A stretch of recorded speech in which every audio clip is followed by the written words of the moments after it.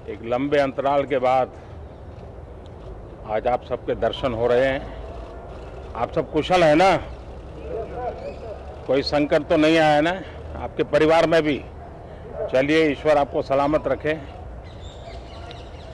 एक विशिष्ट वातावरण में संसद का आज प्रारंभ हो रहा है। कोरोना भी है, कर्तव्य भी है और सभी सांसदों ने कर्तव्य का रास्ता चुना है। मैं सभी सांसदों को इस पहल के लिए बधाई देता हूं, अभिनंदन करता हूं और धन्यवाद भी करता हूं। बजट सत्र समय से पहले ही रोकना पड़ा था। इस बार भी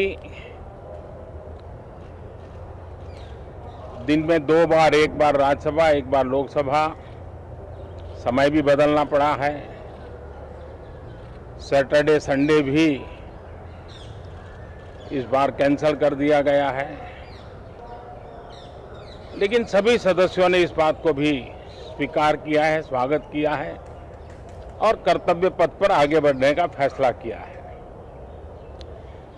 इस सत्र में कई महत्वपूर्ण निर्णय होंगे, अनेक विषयों पर चर्चा होगी और हम सबका अनुभव है कि लोकसभा में जितनी ज्यादा चर्चा होती है, जितनी गहन चर्चा होती है, जितनी विविधताओं से भरी चर्चा होती है, उतना सदन को भी, विषय वस्तु को भी और देश को भी बहुत लाभ होता है। इस बार भी उस महान परंपरा में हम सभी सांसद मिलकर के वैल्यू एडिशन करेंगे, ऐसा मेरा विश्वास है। कोरोना से बनी जो परिस्थिति है, उसमें जिन सतर्कताओं के विषय में सूचित किया गया है, उन सतर्कताओं का पालन हम सबको करना ही करना है। और ये भी साफ है, जब तक दवाई नहीं तब तक कोई ढिलाई नहीं। हम चाहें कि बहुत ही जल्द से जल्द दुनिया के किसी भी कोने से वैक्सीन उपलब्ध हो, हमारे वैज्ञानिक जल्द से जल्द सफल हो और दुनिया में हर किसी को इस संकट में से बाहर निकालने में हम कामयाब हो। इस सदन की और भी एक विशेष जिम्मेवारी है और विशेष करके इस सत्र की विशेष जिम्मेवारी है। आज जब हमारी सेना के वीर जवान सीमा पर डटे हुए हैं,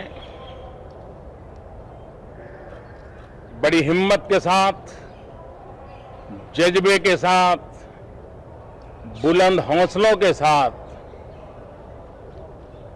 दुर्गम पहाड़ियों में डटे हुए हैं और कुछ समय के बाद बर्फ वर्षा भी शुरू होगी। जिस विश्वास के साथ वो खड़े हैं, मातृभूमि की रक्षा के लिए डटे हुए हैं, ये सदन भी, सदन के सभी सदस्य एक स्वर से, एक भाव से, एक भावना से, एक संकल्प से वो संदेश देंगे सेना के जवानों के पीछे देश खड़ा है, संसद और सांसद सदस्यों के माध्यम से खड़ा है, पूरा सदन एक स्वर से देश के वीर जवानों के पीछे खड़ा है।